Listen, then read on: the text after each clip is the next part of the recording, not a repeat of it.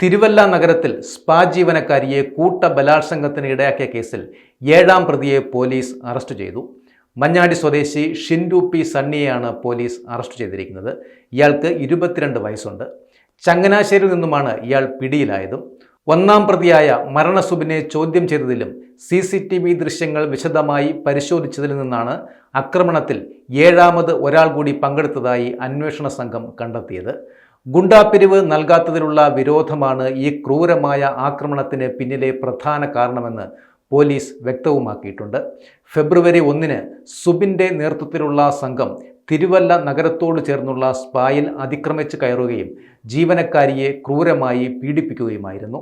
ആദ്യം സുബിനടക്കം 6 പേരെയാണ് കേസിൽ പ്രതി ചേർത്തിരുന്നത്.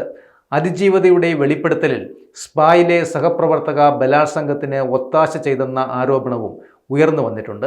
ഇതിൻ്റെയൊക്കെ അടിസ്ഥാനത്തിൽ പോലീസ് അന്വേഷണം ഊർജിതമാക്കിയിരിക്കുകയാണ്. ഇപ്പോൾ സ്ഥാപനത്തിനുള്ളിൽ നടന്ന അതിക്രമത്തെക്കുറിച്ച് കൂടുതൽ വ്യക്തത വരുത്തുവാനായി CCTV ദൃശ്യങ്ങളും മൊഴികളും വീണ്ടും പരിശോധിച്ചു വരികയാണ്.